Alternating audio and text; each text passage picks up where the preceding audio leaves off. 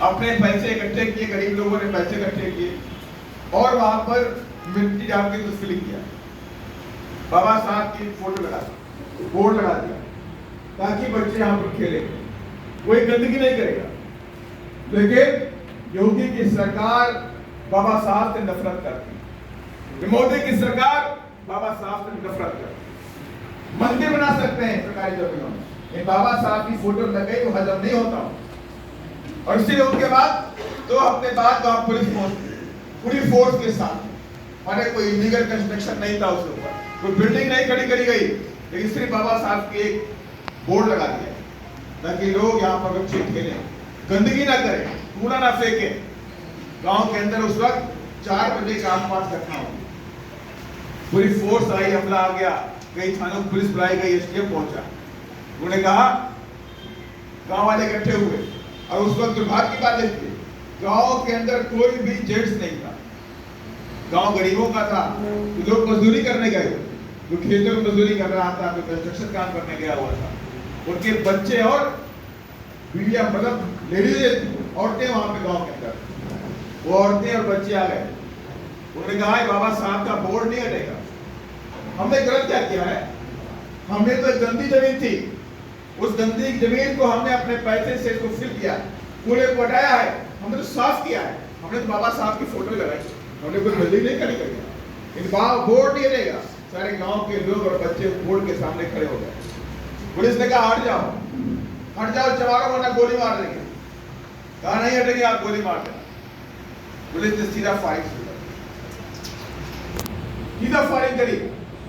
13 साल का बच्चा है, मीडिया में लिखते 17 साल, 13 से 14 साल का बच्चा है, वो सामने खड़ा हो गया बोर्ड के, कहा नहीं हिलने नहीं देंगे। पुलिस वाले ने सीधा आके गोली मार दी, पूरा सर फट गया, 3 बच्चों को और गोली दे दी, लोग भगदड़ मच गई, चिल्ला रहे हैं, गाली देके बात कर रहे हैं, मारो इन सालों को, मारो सालों को, गोली मारो सालों को। ये है जमाना, और आप भी इधर लड़ते रहे, आगे नहीं बढ़े, ये इधर भी होगा। आज उत्तर प्रदेश के अंदर हो रहा था, इधर भी होगा, बक्सा का कोई नहीं, छोड़ा कोई नहीं जाएगा। आज एक क्रांति करनी पड़ेगी, अगर आप आज चुप हो गए, आज आप लोगों ने आगे नहीं बढ़े, तो आप भी, आपको बचाने भी कोई बचाने नहीं है। उत्तर प्रदेश में कोई सुनने वाला नहीं है। और वही उत्तर प्रदेश के अंदर जब वहां पे घटनाएं घटती हैं, 160 सांसद शांत बैठे हुए, SC ST के सांसद बैठे हुए, एक 160 MP है देश के अंदर, किसी ने कोई बात नहीं, बीजेपी के लोगों ने बात नहीं बोली, कांग्रेस के लोगों ने बात नहीं बोली, और RPI से तो मिनिस्टर है कि नहीं है?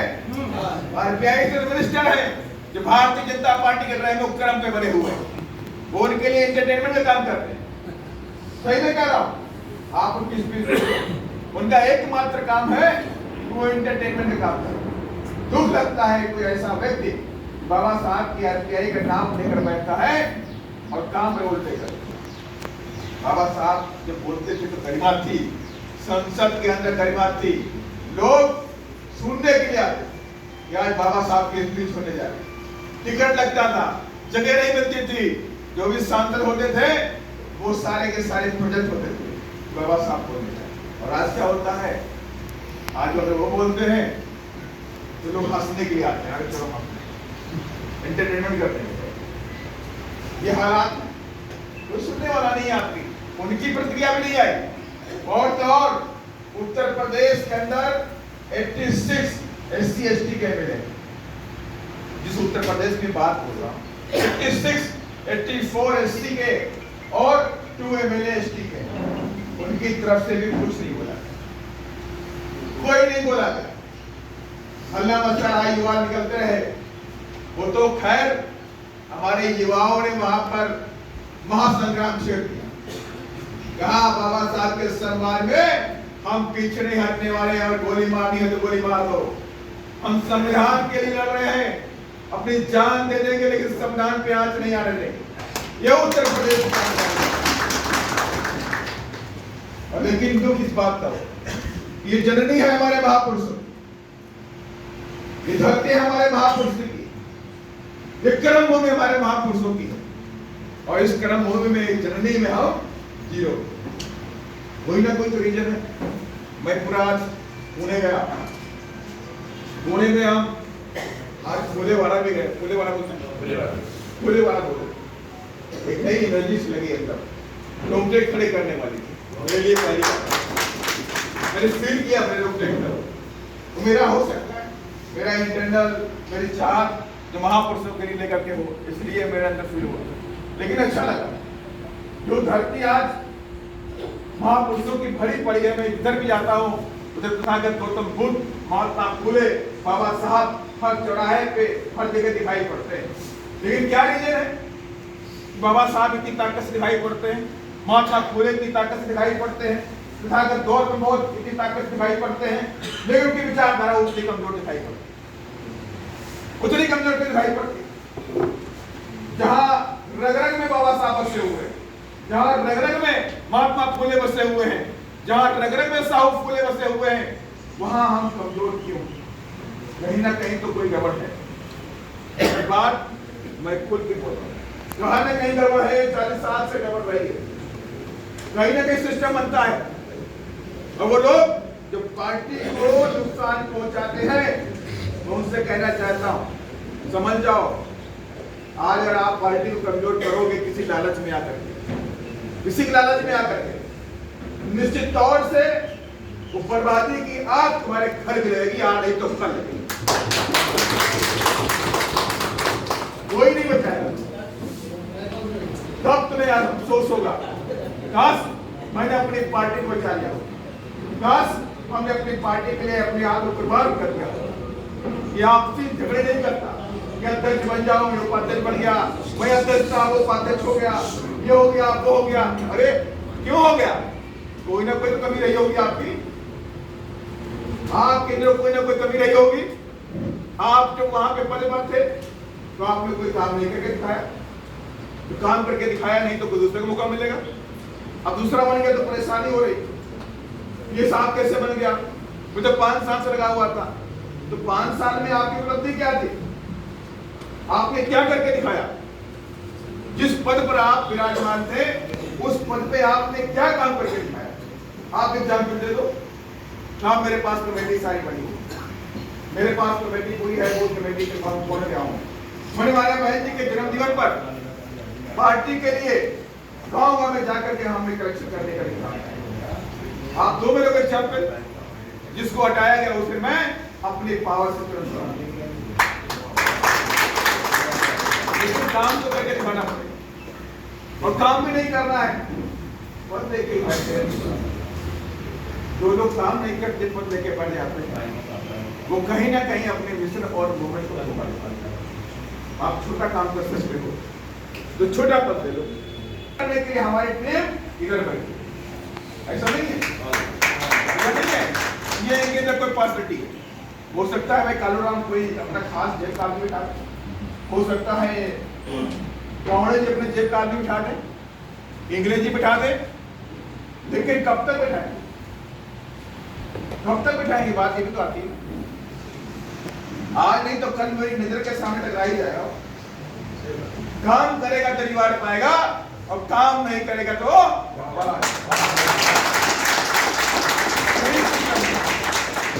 यही सिस्टम है जज करने का। ये बहुजन समाज पार्टी के जो कार्यकर्ता यहाँ बैठे हुए हैं, ये मात्र कार्यकर्ता नहीं है पर्दे पार्टी के। आप सोचिए कि हम सिर्फ बीएसपी के कार्यकर्ता, अरे आप पर जिम्मेदारियां हैं, जिम्मेदारियों का बोझ आपके ऊपर, इस मिशन और मूवमेंट का जिम्मेदारी का बोझ है। ये बहुजन समाज पार्टी तो है ही नहीं, ये तो पार्टी तो बाद में है। पहले क्या है? मिशन और मूवमेंट। और मिशन मूवमेंट क्या?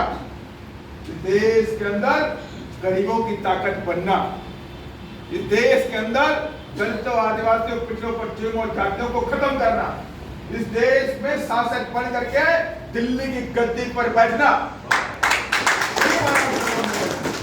और जब तक हम दिल्ली गद्दी पर नहीं बैठेंगे, जब तक हमारे पास राजनीतिक पावर नहीं आएगी, तब ये जुल्म, जाति, अत्याचार ये कभी खत्म नहीं होगा। और उसी राजनीतिक पावर को हासिल करने के लिए बहुजन समाज पार्टी के कार्यकर्ताओं पर बड़ी जिम्मेदारी। अब ये मत सोचिए कि मैं सिर्फ पॉलिटिकल पार्टी का कार्यकर्ता हूं। कोई सोचेगा मैं चवन का आदमी हूं, जुगाड़ लगा लो पैसे ले आऊंगा। कोई सोचे मैं फड़ौनीस का आदमी हूं, जुगाड़ लगाऊंगा पैसे ले आऊंगा।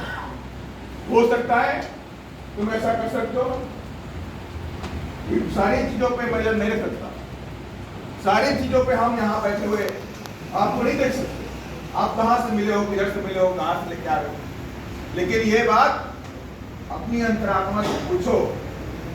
अगर हम ये लेकर के आ रहे हैं तो कहीं ना कहीं बाबा साहब को खत्म करने में लगे हुए, बाबा साहब की विचारधारा को और बाबा साहब के संविधान को खत्म करने में लगे।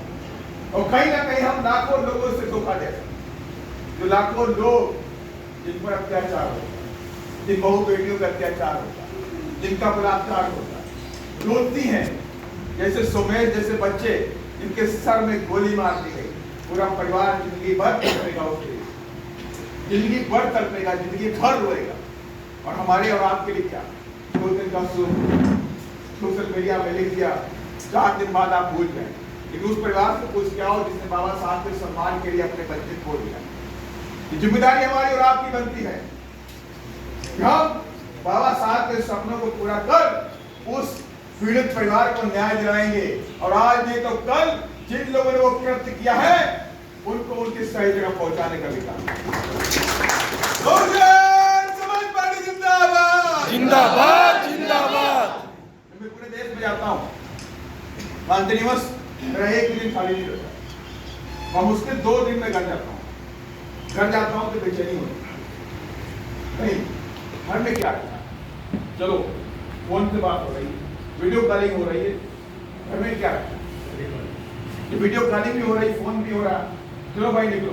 घर में जाके लगता है कि मैं रुक गया, मैं नहीं रुकता था, भाग रहता हूँ। और एक ऐसी जो होती है वैसे डेची मेरी चली जाती। इवन ये भी हो गया पिछले 3-4 सालों से, पहले तो मैं कपड़े धोने के बहाने में घर पहुंचता, तो कपड़े धुलवाने बहुत सारे कपड़े इकट्ठे हो गए, घर पहुंच गया। 4 दिन 3 दिन रुक गया। लेकिन अब लगता है नहीं, कपड़े धो के समय क्यों खराब है। जब तक मैं सांसद हूं 3 साल, अभी 3 साल में सांसद हूं, तो मेरा एक पल मेरे समाज के लिए मेरा एक पल मेरी पार्टी को मजबूत करने के लिए होना चाहिए। मेरा एक पल मेरे समाज के बीच में होना चाहिए। मैं अपना सामान लेके वापस कर भाई बाहर धुलवा लें, ये समय खराब नहीं करना। ये मेरी सोच। और जिस दिन आपकी ये सोच बन जाएगी, मैं दावे के साथ में कहता हूं कि 40 साल का करण ये 2024 में बीएसपी के कार्यकर्ता के साथ में आपके बीच बैठा। ये कोई लालच नहीं, आप सभी करोगे तो आप मानव से कांशीराम साहब ने काम किया कि नहीं किया? बहुत प्रयास किया। और बहुत प्रयास करने के बाद भी लोगों ने अंदर ही अंदर क्या कर लिया। तेलंगाना के अंदर केस हुआ, मानव से कांशीराम साहब ने उस वक्त बड़े मूवमेंट को खड़ा किया। भाई हंसने की बात नहीं है, हंसने की बात नहीं है। आप नहीं समझ सकते, बाहर जाइए। तेलंगाना के अंदर मानव से कांशीराम साहब ने बड़े मूवमेंट खड़ा किया और बड़ा मूवमेंट खड़ा हुआ, लेकिन लोकल लीडरशिप वहां बोल बात और हमें बड़ा नुकसान वहां झेला। कांशीराम मानव साहब को स्ट्रोक पर इतना सोचते रहते क्या होना चाहिए, कैसे होना चाहिए, कैसे होगा। नए नए एक्सपेरिमेंट करते थे। घर बार छोड़ के आपके बीच बैठे थे।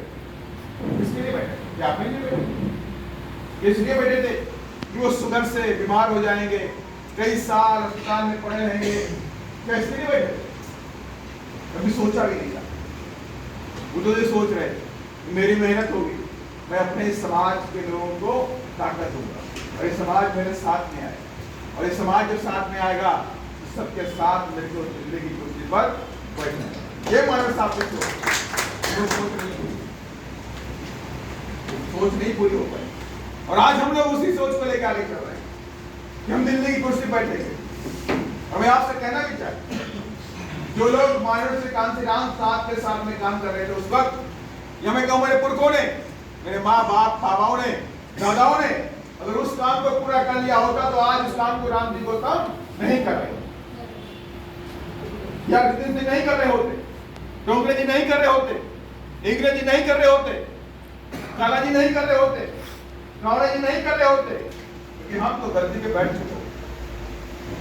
लेकिन हम गद्दी पे बैठे कहीं ना कहीं से हमारे दादा बाबा पिताजी पुरखों ने कहीं ना कहीं से कमजोरी रही, तो आज हमें वो लड़ाई लड़नी पड़ रही।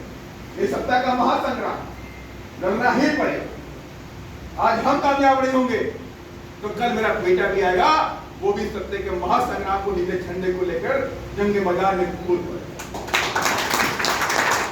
लड़ाई जारी रहेगी। इसलिए मैं आपसे कहना चाहता हूं, बर्बादी आने से पहले हमें अपनी जंग को मजबूत करना पड़ेगा। इस सत्ता का महासंग्राम है। 2024 के बाद संविधान को कमजोर कर दिया जाए।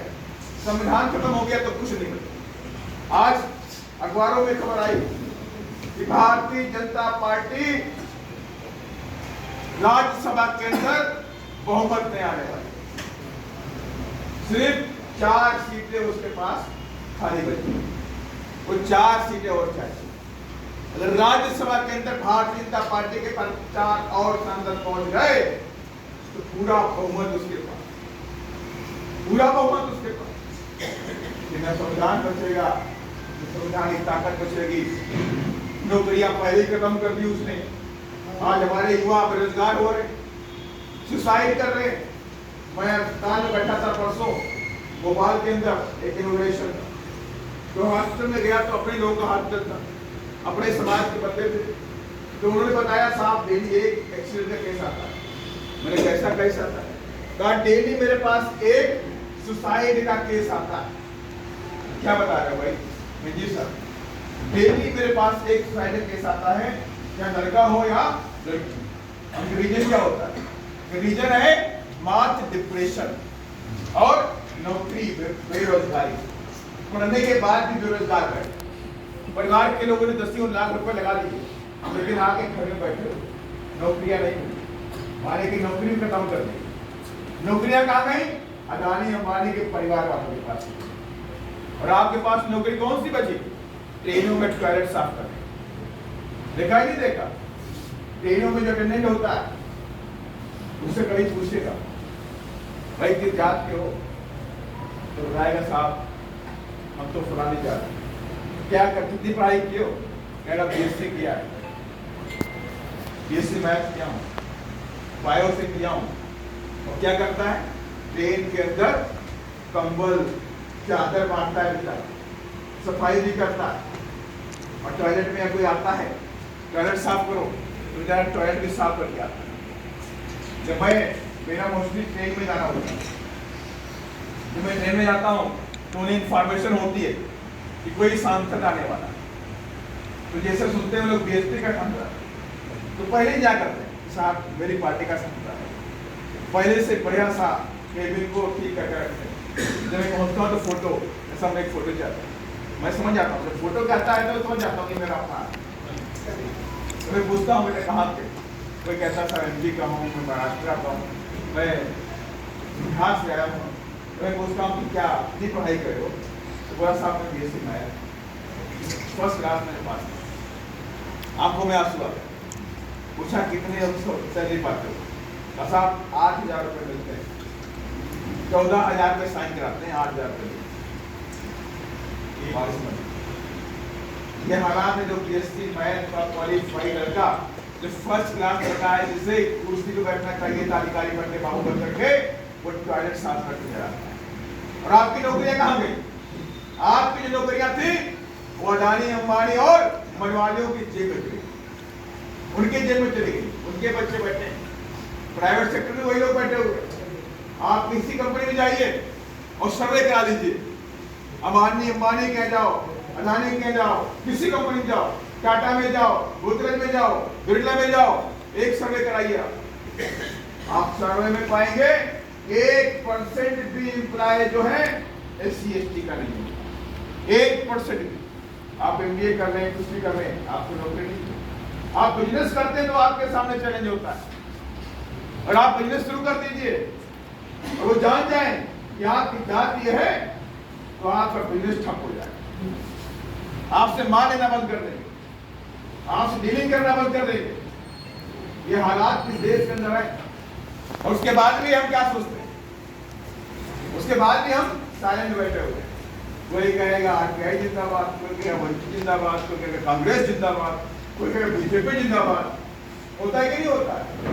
और जो आपकी विचारधारा को, महापुरुषों की विचारधारा को लेकर चलने वाली पार्टी बहुजन समाज पार्टी देश के अंदर डंके की चोट पे आपके लिए खड़ी है, उसके जिंदाबाद कम कर, उसके लिए तमाम तरह के क्वेश्चन लगाते हैं। अरे ये लोग ऐसा करते हैं, ये लोग ऐसा करते हैं, ये लोग ऐसा करते हैं।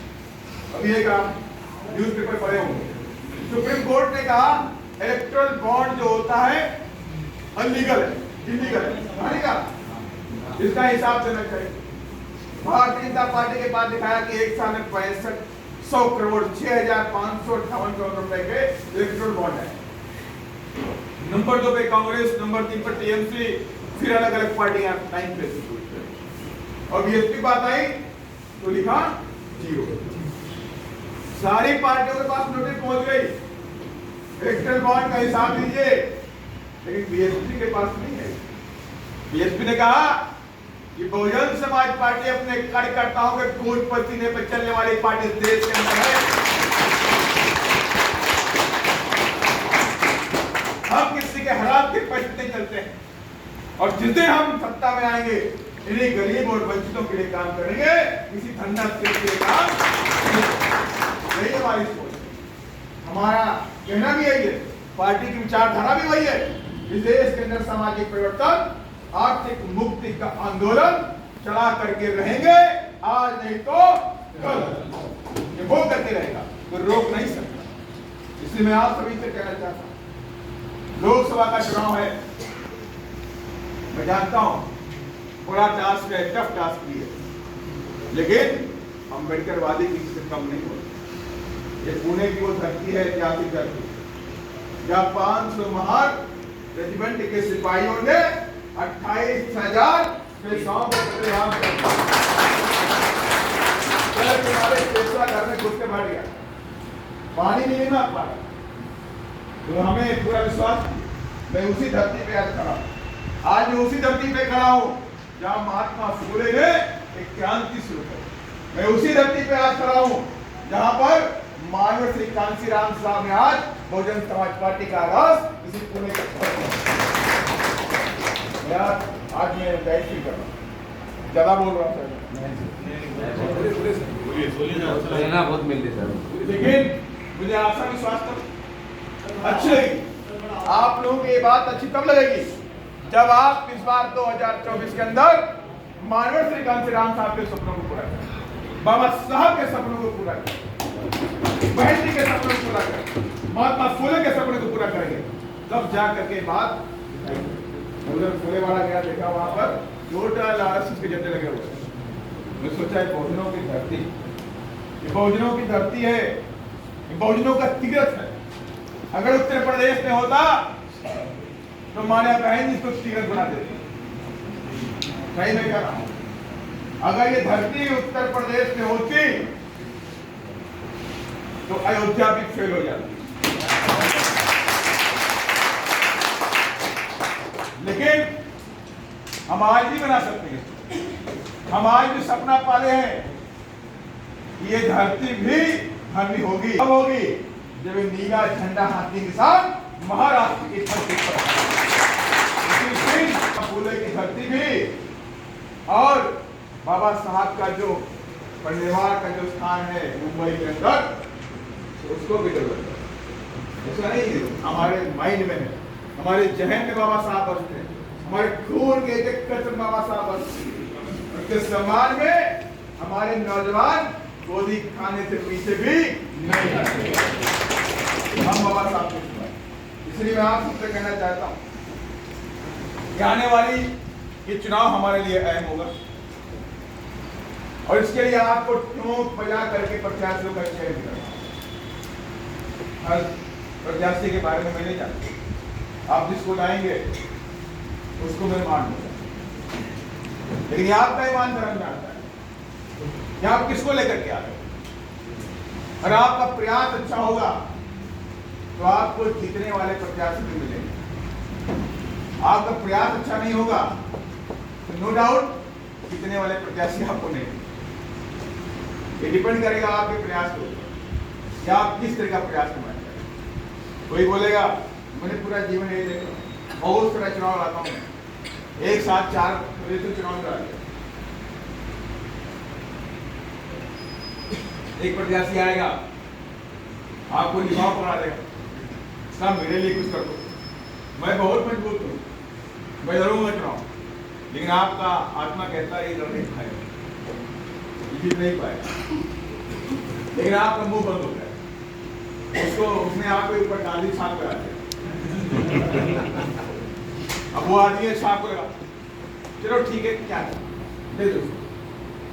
अब ये डिसीजन आपका महंगा पड़ गया, चुनाव लड़ा, हो सकता है चुनाव विड्रॉ कर गया, अगर नहीं विड्रॉ किया, चुनाव लड़ गया, लड़ रहा है तो उसके पास गाड़ी चलाने के पैसे नहीं, मटेरियल के पैसे नहीं, कार्यालय खोलने के पैसे नहीं, कार्यकर्ताओं को 4 पूरी खिलाने के पैसे नहीं, तो चुनाव कहां करेगा? नहीं कर पाएगा। तो ये प्रत्याशी आपको ढूंढना। आप मार्केट में जाते हो तो सबसे सस्ती चीज आती है, जो सबसे सस्ती चीज देते हो ना, कोई उठा के देखते हो कि खराब तो नहीं, सही नहीं कह रहा। अगर हमारे की दुकान पे सेब बिक रहा लेकिन 150 रुपए, 250 रुपए और 100 रुपए, तो आपको 100 वाला भाव दो, 100 वाला भाव, और 100 वाला से भाव तो दोगे, 250 वाले के बराबर है कि नहीं? ये है, 100 वाले भी ढूंढते हो आप, अच्छा वाला मिल जाएगा, तो कैसे मिलेगा भाई? आप अगर बाजार में आप मिट्टी का घड़ा ले जाते हो, उसको उठा उठा के देखते हो, छाप के देखते हो, पानी डाल के देखते हो, कहीं लीक ना कर जाए, होता है कि नहीं होता है? लीक कर जाएंगे तो घर जाकर बेकार हो जाएगा। तो आप प्रत्याशी क्यों नहीं चेक करते? प्रत्याशी को लाओ, उसको चेक करो, कहीं लीक हो तो नहीं इसके अंदर, कोई लफड़ा तो नहीं है भाई ये बैठ जाए, छिपा के नहीं जाना है, हल्ला बचा के जाना है। मेरा जिला अध्यक्ष भी जानना चाहिए, मेरे जिला प्रभारी भी जानने चाहिए, मेरे विधानसभा के अध्यक्ष भी जानने चाहिए, हो सकता है कोई आदमी जानता हो उसके बारे में, ये अच्छा आदमी खराब आदमी, अच्छा होगा तो सभी लोग उसे अप्रिशिएट करेंगे और खराब होगा सभी लोग रोक देंगे। जबकि सहमत से अगर कोई प्रत्याशी निकलेगा तो 100% वो आपकी उम्मीदों पर खड़ा होगा। जब चोरी छुपे ले आओगे, यहाँ पे आग खड़ा कर दोगे, काम कोई है ही नहीं, बच गई हमारे पास, काम बिगाड़ोगे। और इसी वजह से पार्टी 40 सालों में यहाँ पर नहीं बढ़ पाई, आगे नहीं बढ़ पाई। हर आदमी का अपना अपना पर्सनल इंटरेस्ट है, उस पर्सनल इंटरेस्ट को छोड़िए। पर्सनल इंटरेस्ट से आप करोड़ों युवाओं युवतियों अपने भाई बहनों का अधिकार उन पर जुल्म और जातियों को होने देते। अभी मैं जब इंदौर में गया, इंदौर में गया, देवास जिला था पड़ा, इंदौर के पास में देवास जिला, लड़की आई बड़ाई समाज की थी, तो उसने कहा, एप्लीकेशन दिया, उसमें लिखा कि मेरे घर में जय भीम का झंडा लगा हुआ, जिसकी वजह से उस पर अत्याचार हुआ। 30 साल पुराना घर था उसका, उसने अपने घर पे झंडा लगाया, जय भीम का, बाबा साहब की फोटो है, उसको लेके गांव के दबंग जो गैर बराबरी व्यवस्था को जिंदा किए हुए वो लोग पहुंचे, ने कहा ये हटाओ, अब इस देश में रामवाद चल गया, अब राम राज शुरू हो गया, ये संविधान का राज खत्म हो गया, राम मंदिर खत्म हो गए, अब राम जिंदा हो गया। लड़के ने बोला सुनो, हमारे राम तो एक ही कांसी राम।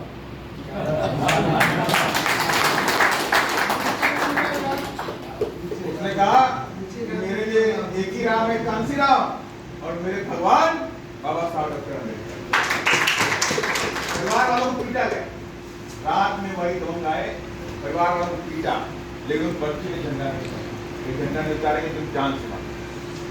लड़की मेरे पास आई, साहब एप्लीकेशन, हम लोग वहाँ बैठे हुए थे, कलेक्टर से बात की, एसपी द्विवेदी था, उससे बात करी, हमने कहा आप उस पर कार्रवाई नहीं करोगे द्विवेदी जी तो आपको कार्रवाई का जवाब देने पार्लियामेंट आना पड़ेगा, और एक बार पार्लियामेंट आ गए तो लाइफ खराब हो जाएगी। तुरंत FIR हुई, एक्शन हुआ। तो इस तरह का जुल्म और जाति आप सोच भी नहीं सकते।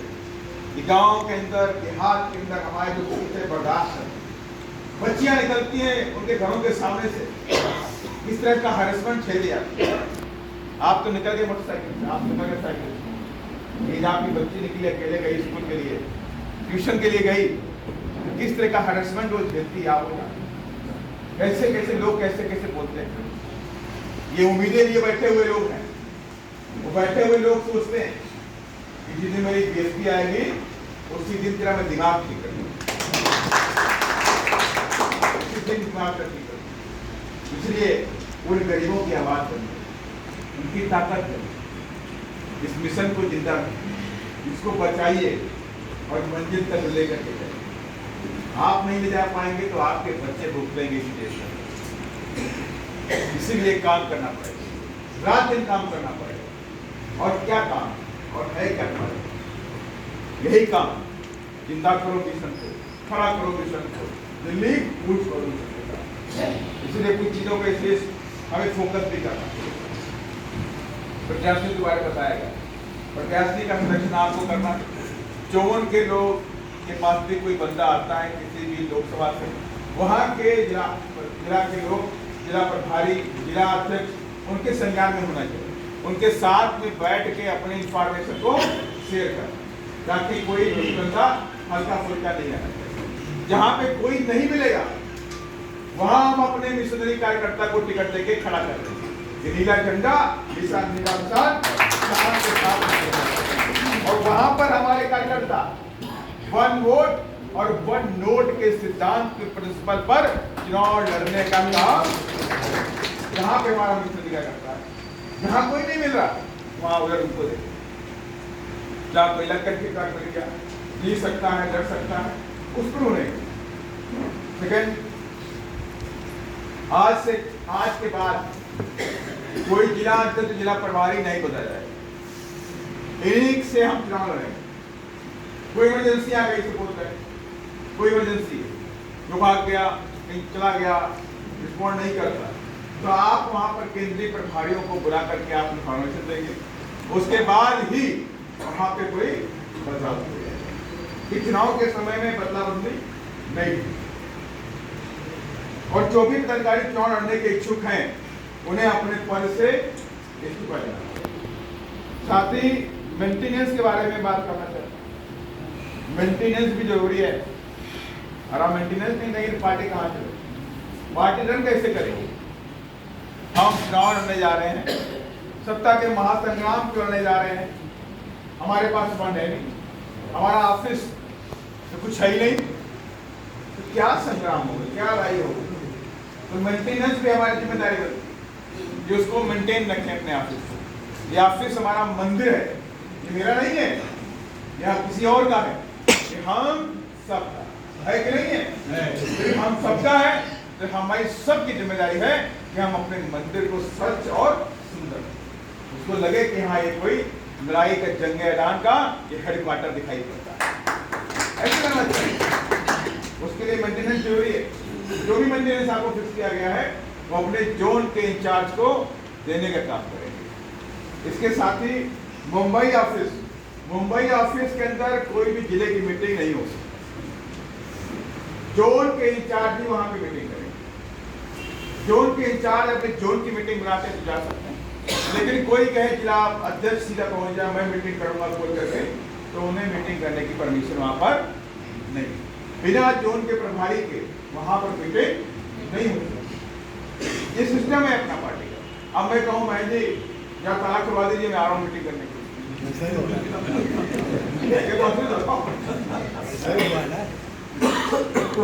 है क्या? मैं बोल दूं दिल्ली वालों से, भाई राजस्थान वाले आ रहे हैं, ये दिल्ली वाले आ रहे हैं, दिल्ली वाले बोल रहे हैं जगह डालने लिए आ रहा हूँ मीटिंग करने। ये कोई टेगोरम पार्टी का है? क्योंकि जहाँ हमारे क्षेत्र वो अपने कार्यक्रम का आयोजन करे वही मीटिंग करे। कोई अर्जेंट मीटिंग है, जोन के इंचार्ज बड़ी मीटिंग करना चाहते हैं या गोपनीय मीटिंग करना चाहते हैं, या लोकसभा के जो प्रभारी हैं या लोकसभा के इंचार्ज हैं या लोकसभा के प्रत्याशी हैं, उनके साथ में कोई वार्तालाप करना चाहते हैं, तब वो पार्टी ऑफिस में आएंगे और एक रूम खुलकर ऑफिस में वहां पर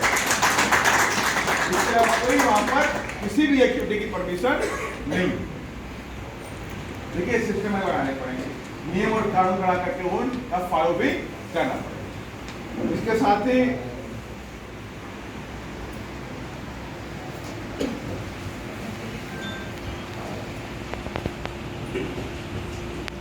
15 मार्च आप मार्च में आ गए और 15 मार्च को मानव से राम साहब का जन्म दिवस, अब चुनाव भी आ गया, हमें जन्म दिवस मनाना, एक कमरे मना लेंगे तो बात क्या होगी मनाना। हर जिले के अंदर मानवर कांसी राम साहब का जन्म दिवस बड़ी ही धूमधाम के साथ में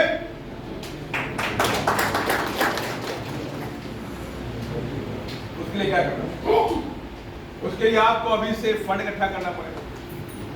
भाई बिना फंड के तो आप प्रोग्राम नहीं कर सकते। एक रजिस्टर बनाइए, रजिस्टर बना करके महाराज कांसी राम साहब के जन्म दिवस को बढ़िया कैसे बनाए, होल्डिंग लगनी पड़ेगी, पोस्टर लगाने पड़ेंगे आपको, और कहीं ना कहीं कोई स्थान बुक करा करके उसमें एक बड़ी पब्लिक मीटिंग भी करनी पड़ेगी। हो गया नहीं हो गया? तो उसके लिए आपको आयोजन करना पड़ेगा। वो कैसे करना है, उसके लिए कोई रसीद लोग नहीं छपवानी, ये रसीद छपवा लो जाके कराना शुरू कर दो, ये नहीं करना कोई लोग। आप रजिस्टर बना लो, जिला कमेटी जोन कमेटी के इंचार्ज लोग उसमें अपने साइन कर देंगे, उसी से आप पैसे इकट्ठे करके मानव श्री कांसी राम साहब को इस बार इतनी ताकत से बनाएंगे, महाराष्ट्र के अंदर लगे इस बार बहुजन समाज पार्टी कोई क्रांति लिखने की ओर उस ताकत के साथ में। और साथ ही मान्य बहन जी के जन्म दिवस को लेकर आप रजिस्टर बनाने गए, एक हफ्ते के अंदर आप सभी लोग अपने अपने रजिस्टर का, अपने अपने जोन के इंचार्जों का, अपने अपने ऑफिसरों का हिसाब दें और हिसाब दे करके वो रजिस्टर मुंबई आपको जमा हो जाएंगे। उसका हिसाब किताब जो है वो आप सेंट्रल ऑफिस में पहुंचेगा, तो उसको लेकर जोन प्रभारी जो है इसको एक तरफ ध्यान देना, इसी काम करें। और दूसरी बात, मेन बात है, जहाँ होर्डिंग के पोस्टर बनते हैं उसमें फोटो को लेके बड़ा मारामारी हो, बीमारी है, फोटो हमारा भारी।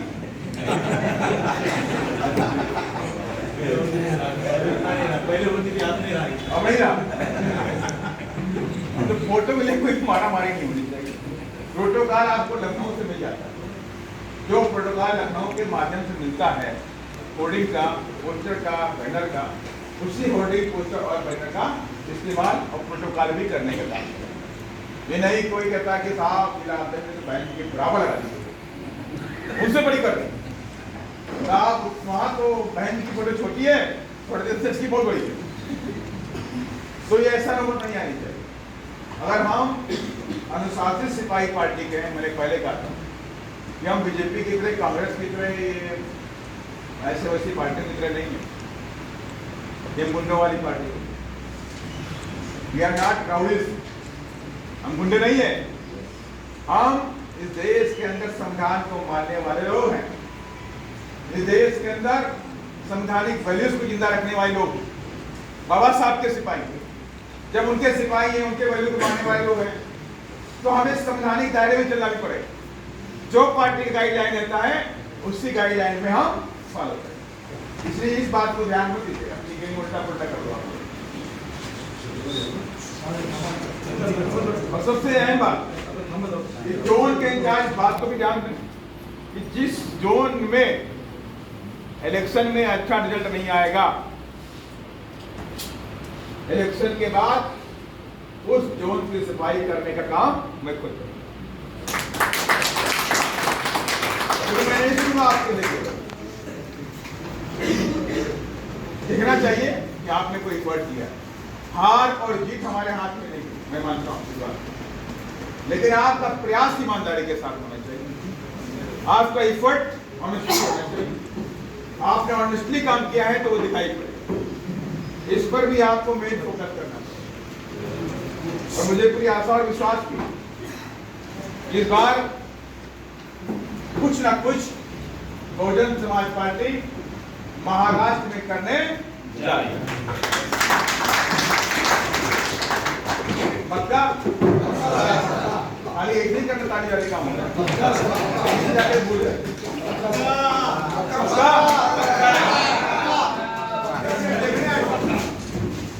सब बातों के साथ मैं अपनी बात को खत्म करूंगा। और इसके बाद मुंबई जोन के लोग अनुशासित सिपाही बन के मेरे पास नीचे आए, नहीं आओगे मैं चला जाऊंगा जी अनुशासित सिपाही बन के। बाकी लोगों से मेरी बात हो गई, पुणे जोन के लोगों से बात हो गई और मराठवाड़ों के लोगों से बात हो गई। जहां पर जिलाध्यक्ष बदले गए हैं तो उनकी जगह पर पुराने जिलाध्यक्ष का प्रमोशन भी किया है। ये भी नहीं कहते थे जो जिलाध्यक्ष बिठाया गया है वो जिलाध्यक्ष को प्रमोट कर दिया गया, कहीं भी उसके मान सम्मान में कोई कमी नहीं आ रही, उसे जिला प्रभारी बना दिया माने कि वो जिला अध्यक्ष से एक कदम आगे नहीं। इससे कि बहकाने मत आइए कि आप जिला अध्यक्ष नहीं रह गए सब कुछ चला गया। जिला प्रभारी आपके आगे बढ़ने की पहला कदम है। जिला प्रभारी बने, फिर जोन प्रभारी बने, जोन से फिर प्रदेश के प्रभारी बने, आगे और यही सिस्टम पार्टी का है, तो इस पर भी फोकस करेंगे। और मैं चाहता हूं कि मेरे साथ एक बार जोरदार बाबा साहब के लिए सम्मान में जाने आवाज होनी चाहिए, लगना चाहिए आज पुणे की धरती से क्रांतिकारी की आगाज है। बाबा साहेब अभी आवाज नहीं हुआ, इधर वाले तो ठंडे हो गए, इधर वाले बोले आवाज बाबा साहेब अम्बेडकर